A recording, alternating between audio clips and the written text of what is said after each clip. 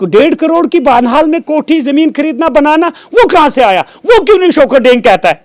और अपने जीजा को क्यों नहीं कहता है रगोड़ा में 60 लाख कहां से आए और नील के 30 लाख कहां से आए? कम से कम है नहीं। तो इसलिए उनको कहना चाहिए, उनको भी कहना चाहिए, उनको भी देखना चाहिए। एक दीवार आपको नजर आई, 2 पोल लगाए, जेई साहब लगाए, एक्जन साहब पावर लगाए, मीटर लगाए, जो जहाँ जहाँ पावर है मीटर लगाए, उस हिसाब से रूटीन में हम पैसा देंगे। लेकिन ये जाती अटैक करना मुझे मुनासिब नहीं लगा कि उसको, वो लीडर है, उसको नहीं चाहिए जाती अटैक करना, उसको चाहिए उन लोगों को रोकना जो करप्ट हैं। तो गुलाम नबी आज़ाद ने भी गलत कहा। इसके पीछे अगर गुलाम नबी आज़ाद का हाथ अगर विकार के ऊपर रहा, लेकिन उसके सर के ऊपर भी इंदिरा अंजहानी का हाथ रहा। उसने बेटा बनाकर उसको गुजरात नहीं महाराष्ट्र से इलेक्शन जिताया, और एक ही बार गलती से इलेक्शन जीता गुलाम नबी आज़ाद हिंदुस्तान में, लेकिन राज्यसभा और लोकसभा और अपोजिशन लीडर कल तक रहे। आप देख रहे हैं डेली शब न्यूज़। मैं अस्लाम चौधरी। आज की खास मुलाकात में हमारे साथ मौजूद है डीडीसी मेंबर रामसू एक कॉन्स्टिट्यूंसी के डीडीसी बशीर अहमद नाइक जी बातचीत करेंगे। सर, स्वागत है आपका डेली शब न्यूज़ में। थैंक यू सर, आपकी चैनल का शुक्रिया अदा करता हूँ। जी सर, मैं जानना चाहूँगा आज के कौन से ऐसे हाईलाइटेड मुद्दे हैं जो आप मीडिया के सामने लेकर आ रहे हैं? देखिए, एक तो मैं आपकी चैनल से की वसादत से अपने रामसुए के तमाम लोगों को दिल की उम्मीद गहराइयों से मुबारकबाद पेश करता हूँ। उसके बाद आप जानते हैं कि 2014 से रियासत की सूरत हाल के बारे में सभी लोगों को पता है कि किस किस्म की हालात से हम सारी रियासत जम्मू कश्मीर के लोग जूझ रहे हैं। इसके बावजूद आज के मौके पर जो मेरे दाएं जानब मोहम्मद यासीन शेख साहब, इनका ताल्लुक भी वादी नील से हैं, फेमस हैं।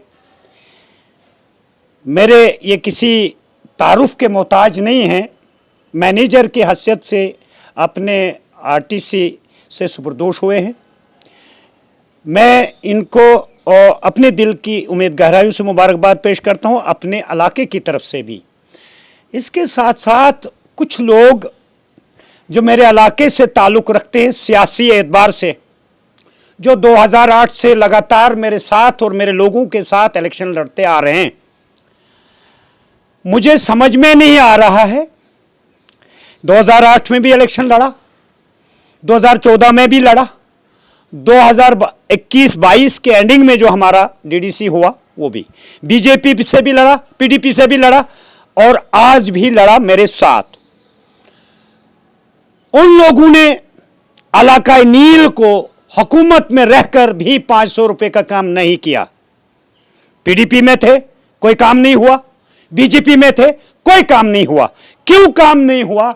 मैं आपकी वसादत से, आपकी चैनल की वसादत से रियासत जम्मू कश्मीर के नौजवानों को कहना चाहूंगा, अंग्रेजी करने से इनकलाब नहीं आता है।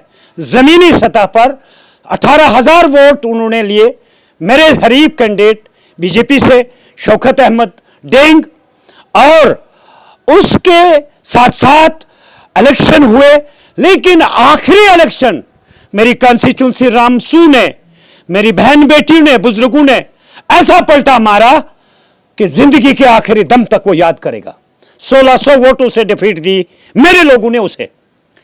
आज वो कुछ शब्द गलत कहा, उसका एक जीजा सरपंच है रहमतुल्लाह नाइक, उसकी एक कोठी है यहां रगोड़ा में, एक मकान नील में, जबकि आज 2022 या 21 के एंडिंग से लेकर आज तक बशीर अहमद नाइक, मेरी कौंसल, मेरा चीफ सेक्रेटरी, मेरा डीसी साहब का मसूद इस्लाम, सारे लोग जानते हैं जम्मू कश्मीर, जहां बाहर भी गए हम, कि मेरे पास कोई गाड़ी लेने की जसारत नहीं है। लेकिन हारे हुए कैंडिडेट को 2014 से पहले भी गाड़ी दी मुफ्ती साहब ने, हमको बेचने का इनाम मिला। उसके बाद बीजेपी में गया, हमारे को बेचने के बाद फिर गाड़ी मिली।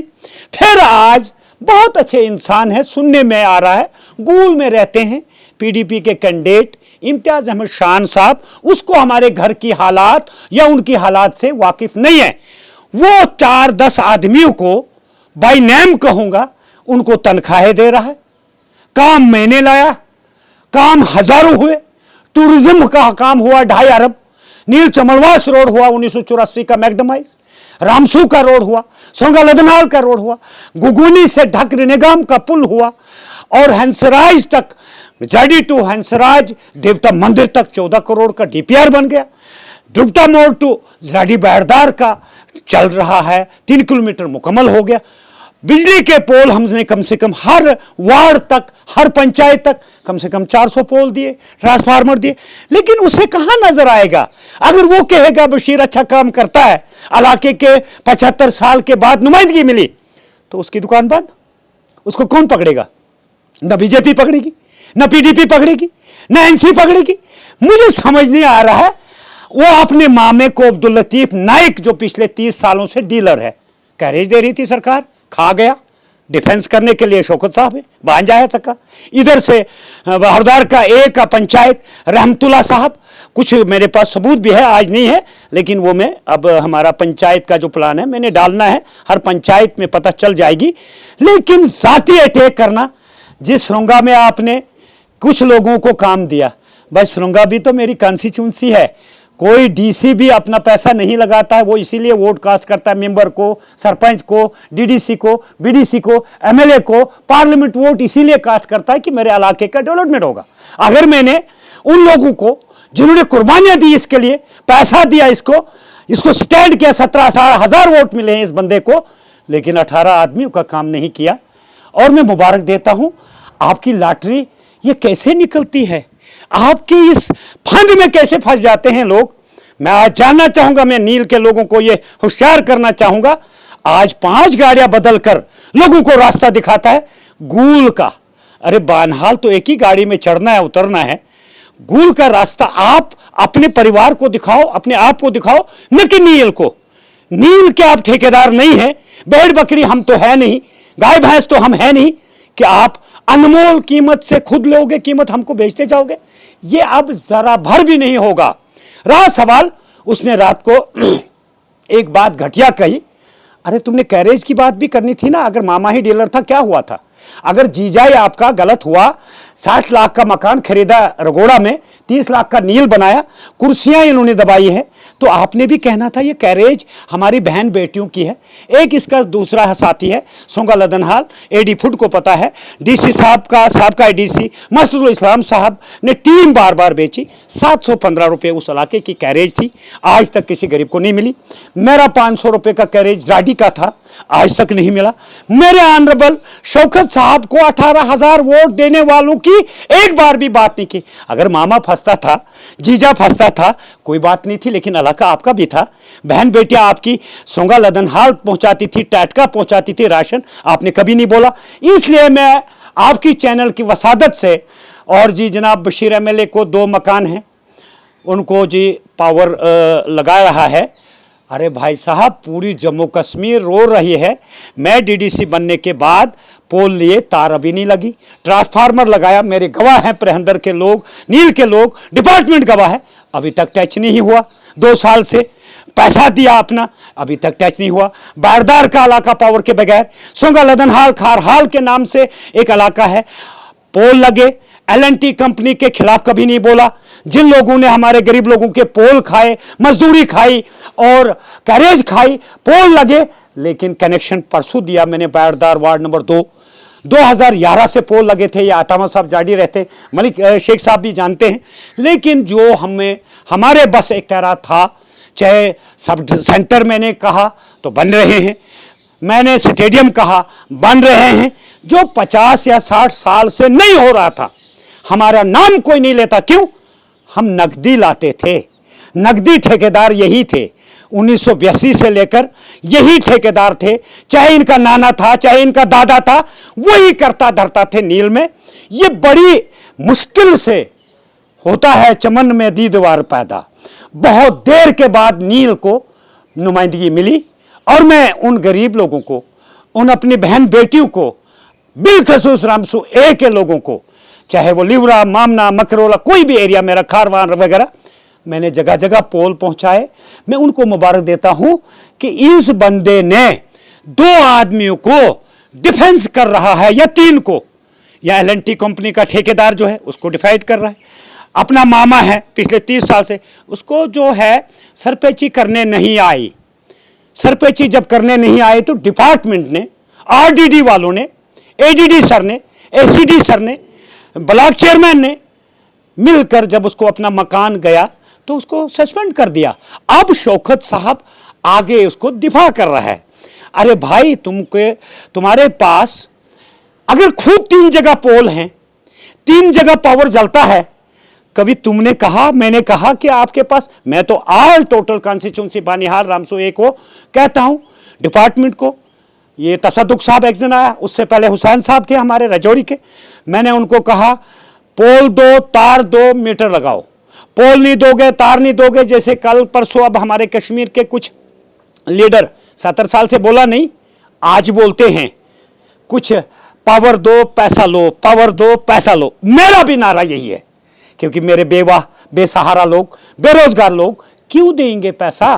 तार लगाओ, मीटर लगाओ, बिहार वाले को फ्री, राजस्थान वाले को फ्री, गुजरात वाले को free.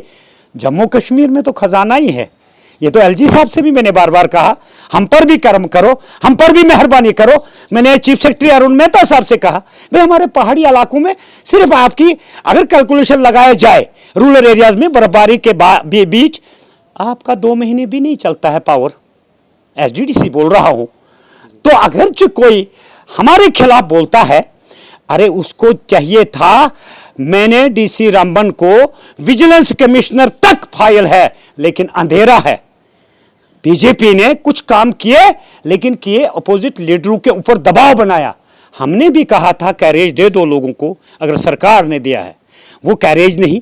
Dealer 600-700 ration card holder हैं। इसमें कहा था, कोई जबेर साहब है commissioner secretary food and supply का, डायरेक्टर, और डायरेक्टर भी कमिश्नर की AD फूड राहुल जी हैं। मैंने कहा भैया नोटिस दो, कम से कम 250-250 पर आप राशन कार्ड बनाओ, डीलर बनाओ। लेकिन अगर मैं कोई बात करता हूं तो शौकत डेंग, जिसने बीजेपी से 10,500 वोट लिए, और मेरे 19 सोंगा के लोगों ने उस वक्त नारा भी दिया, साथ भी चले 6-6 महीने, और पैसा भी दिया, और उन्हीं को हिट कर रहा आज। अगर सोंगा आज दिया, आपने कहना था द्रुपटा दे दो, मैं द्रुपटा 10 बार गया। मैंने कभी तुम्हें सड़क नहीं है तो 1 मीटर क्या 10 मीटर बना ले अपने घर की सड़क। नहीं, वहां सड़क नहीं, वहां मांग नहीं रहा, क्योंकि पैसा लेने वाले को कोई सड़क नहीं मिलती है, पोल नहीं मिलता है, करप्शन वाले को कुछ नहीं मिलता है। लेकिन सवाल यहां है, इन लोगों ने हमारे गरीब लोगों को इस्तेसाल किया था। आज ये कुछ भी कहे, कुछ भी करे, लोग मुझसे ज्यादा चालाक है। लोग जानते हैं कि गूल का रास्ता कौन दिखा रहा है और बनाल का रास्ता कौन दिखा रहा है। इतने बेवकूफ अब लोग नहीं है। गाड़ी आपको, तनख्वाह आपको, 10-15 लोगों को तनख्वाह मिल रही। मैं आपकी चैनल की वसादत से, वो जो बेचारा इम्तियाज शान है, बड़ा सीधा साधा है, सुनने में आया, पॉलिटिक्स के लायक नहीं है, जब उसने पहचाना कि भाई 3 बार लोगों ने आजमाया, कभी वो रुनियाल की तारीफ करता है, कभी वो आज़ाद की तारीफ करता है, कभी बीजेपी की तारीफ करता है, कभी NC की तारीफ करता है, कभी नेशनल लीडर बन जाता है। आज़ाद और विकार रसूल के बीच में वो तनासुब चल रहा है, तो उसको फैसला करने की बात कर रहा है। अरे तू अपना आप को ठीक कर, पहले तो आप दबे हुए हैं लोगों के कर्जे के नीचे। तो लिहाजा मैं आपकी चैनल की वसादत से उसको कहना चाहता, पोल दे दो इलाके में। आपके से मैं लाइसेंस वो परमिट नहीं लूंगा। आप मुझे सर्टिफिकेट देने वाले नहीं है शौकत डेंग, आपको लोगों ने हराया है। मेरे साथ 14 कैंडिडेट थे। आप इलेक्शन की तैयारी करो, आप गूल का रास्ता क्यों दिखा रहे हो लोगों को? गूल तो 200 किलोमीटर दूर है नील से। इसलिए मैंने मुनासिब समझा कि उसको नहीं चाहिए इन डीलरों की और उन सरपंचों की, चाहे जीजा है चाहे मामा है, वो करप्ट हैं, और वो हम सबूत देंगे, ऐसे नहीं कहेंगे, क्योंकि किसी की इज्जत को करना हमारा फर्ज अवलीन है।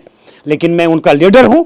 लेकिन जब उसने रात को बोला मेरा मामा माल बेचता है, उसको गाड़ी है, 1.5 करोड़ का मकान बनाल कैसे आ गया डीलर को या सरपंच को? सरपंच तो 2 ही साल रहा, डीलर को तो 4,000 शायद तनख्वाह है, टेलीविजन को खर्चा भी है, 5-6 बच्चों की शादी भी हुई और बड़ा घर भी था तो वहाँ खर्चा भी होता है। तो ये 1.5 करोड़ की बानहाल में कोठी ज़मीन खरीदना बनाना वो कहाँ से आया? वो क्यों नहीं शौकत डेंग कहता है?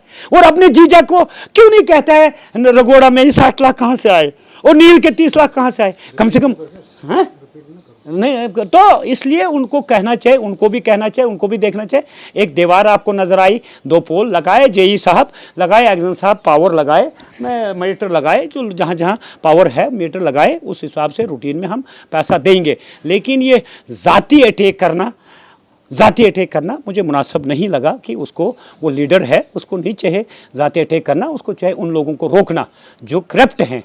तो ज़्यादा टाइम न लेते हुए मैं चैनल की वसादत से नील के लोगों को यही गुजारिश करूंगा कि भाई आप होशियार रहो, जो काम हो रहा है उसी रफ्तार से हम काम आगे करेंगे। सुरंगा लदनहाल को भी 2 दिन के अंदर टेंडर होने जा रहा है। ढाकरे निगाम का रोड के लिए कहा, मुझे अफसोस होता है, एक पढ़ा लिखा बच्चा है वो, उसने कहा 14 में मैंने डीपीआर बनाया था। अरे XEN Batote, XEN Banihal, XEN Ramban, chief engineer Shailendra sir सारे मौजूद हैं, कागज कब से चल रहा था, ऐसा झूठ क्यों बोलते हो? अरे आप तो एक पोल नहीं लाया। हाँ आपने नकदी लाया, 50-50 लाख वो नकदी लाया, कोठी इधर भी बनाई सुजमा में, मैं उस पर नहीं जाना चाहूंगा। लेकिन आपको जो क्रिटिसाइज करनी है करते रहो, लेकिन इलाके को बेचने में नहीं दूंगा, वो ठेकेदारी खत्म हो गई। खुदा हाफिज, अस्सलाम वालेकुम। सर एक सवाल रहेगा मेरा आपसे, ये गुलाम नबी आज़ाद साहब और वकार रसूल वानी साहब के आपस में टिक्का टिप्पणी रहती है, क्या वजह रहती है? हालांकि गुलाम नबी आज़ाद साहब ने खुद कहा है कि मैंने एक लड़का जो है वो दिया था वहाँ पे। देखिए, गुलाम नबी आज़ाद ने भी गलत कहा। इसके पीछे अगर गुलाम नबी आज़ाद का हाथ अगर विकार के ऊपर रहा, लेकिन उसके सर के ऊपर भी इंदिरा अंजहानी का हाथ रहा। उसने बेटा बनाकर उसको गुजरात नहीं महाराष्ट्र से इलेक्शन जिताया, और एक ही बार गलती से इलेक्शन जीता गुलाम नबी आज़ाद हिंदुस्तान में, लेकिन राज्यसभा और लोकसभा और अपोजिशन लीडर कल तक रहे। उसने गलती बहुत भारी कर दी कि वो एक आंसू में डूब गया। उसे मोदी की आंसू में डूबना नहीं चाहिए था, उसे हमारी फिक्र करनी चाहिए थी, रियासत के नौजवान की फिक्र करनी चाहिए थी, रियासत की 370 की फिक्र करनी चाहिए थी, 35A और रियासत जम्मू कश्मीर के 20 या 25 लाख नौजवान जो डिग्रियां ले लेकर परेशान हैं, उनकी बात करनी चाहिए थी। महंगाई आसमान छू रही है, वो कभी नहीं बोला।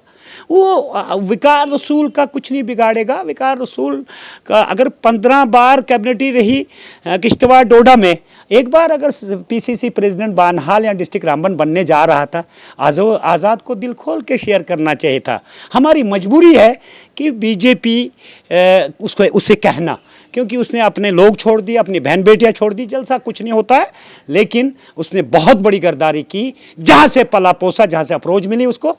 तो मेरे अंदाज में हम आए हैं 18 में, उसकी कांग्रेस की क़यादत में।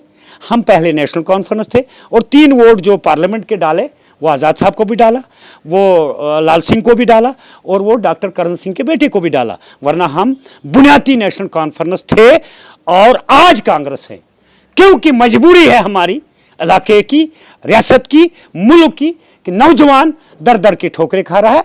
आज़ाद साहब को चाहे, मेरी एक सजेशन है, मैं भी कोई कम उम्र का नहीं हूँ इस वक्त, अगर वो 75 है, मैं भी 50 पार कर गया, उसको चाहे सुबह शाम नौजवान की इज्जत और उसकी डिग्री की मान सम्मान करना, बाद में मोदी जी की बात करना, पहले जम्मू कश्मीर की ताज की बात करना। ताज था, ताज है, ताज रहेगा इंशाल्लाह। खुदा हाफिज, अस्सलाम वालेकुम। जी बहुत बहुत शुक्रिया बातचीत करने के लिए। Thank you sir. तो ये थे हमारे साथ बशीर अहमद नेक जी। आप सबका इस पर क्या कहना है आप भी कमेंट सेक्शन में ज़रूर बताएं, और भी इसी तरह की मज़ीद अपडेट के लिए जुड़े रहें हमारे साथ, देखते रहें डेली शब न्यूज़।